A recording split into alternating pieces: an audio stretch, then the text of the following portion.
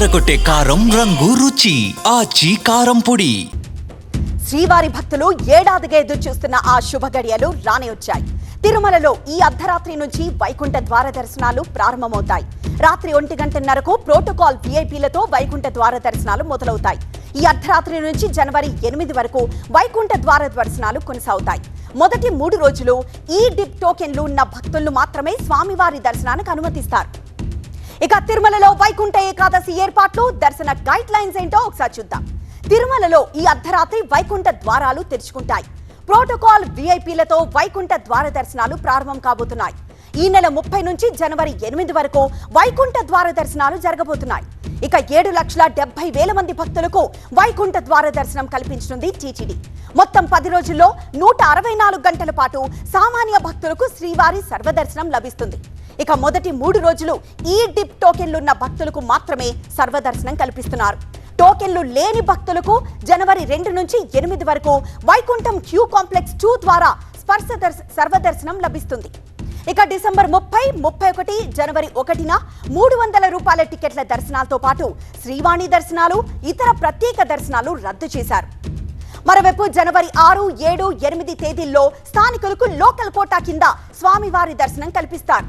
ప్రత్యేక అప్లికేషన్ ద్వారా రోజుకు 5,000 దర్శన టోకెన్లు జారీ చేయనున్నారు.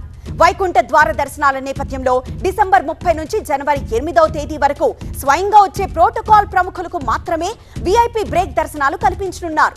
ఆయా తేదీల్లో తిరుమలలో విఐపి దర్శనాలకు సిఫార్సు లేఖలు స్వీకరించబడవు. ఇక తమకు కేటాయించిన సమయంలోనే భక్తులు దర్శనానికి వస్తే ఇబ్బందులు తలెత్తవో అని సూచిస్తున్నారు టీటీడీ అధికారులు. తిరుమలలో వైకుంఠ ఏకాదశి ఏర్పాట్లు, భక్తుల దర్శనానికి సంబంధించిన గైడ్ లైన్స్ పై మరింత సమాచారం మా స్పెషల్ కరెస్పాండెంట్ రాజు అందిస్తారు. ముక్కోటి అందాలతో దేదీప్యమానంగా తిరుమల వెలిగిపోతుంది. వైకుంఠ ఏకాదశితో పాటు 10 రోజుల పాటు వైకుంఠ ద్వార దర్శనాలకు భక్తులకు అనుమతిస్తున్న నేపథ్యంలోనే టీటీడీ ఉద్యానవన శాఖ దాదాపుగా వైకుంఠ ఏకాదశికి 45 టన్నుల ఫలపుష్పాలను వాడుతోంది. ఆలయం ముందు ఒక భారీ సెట్టింగ్ని వేసింది. ఆదిశేషుడి అవతారంలో శ్రీ వెంకటేశ్వర స్వామి దర్శనమిస్తున్నారు భక్తుడికి ఇక్కడ.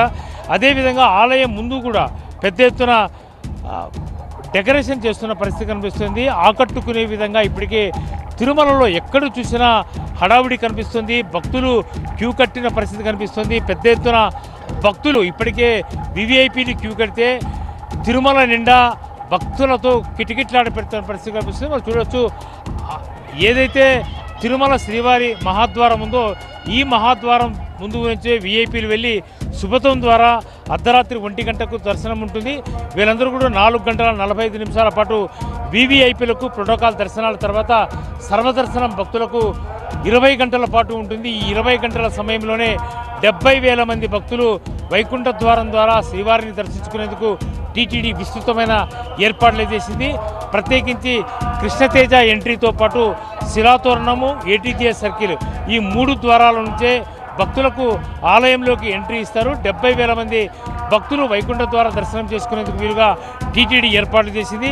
మరోవైపు వీళ్లకు 1800 నుంచి 2,000 వరకు పోలీసులు, 1000 మంది టీటీడీకి సంబంధించిన సెక్యూరిటీ, అట్లాగే శ్రీవారి సేవకులు 3,000 మంది ఈ విధుల్లో ఉంటారు. వీళ్ళందరూ కూడా సర్వదర్శనం చేసుకునే భక్తులకు ఏ రకమైన అసౌకర్యం కలగకుండా ఉండే విధంగా అనునిత్యం శ్రీవారి సేవలో తరించే భక్తులకు సేవలు అందించేందుకు టీటీడీ విజిలెన్స్తో పాటు పోలీస్ యంత్రాంగం కూడా సిద్ధమైంది.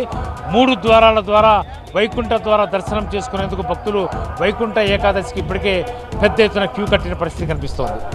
కెమెరా పర్సన్ శ్రీధర్తో రాజు, TV9 తిరుమల నుంచి.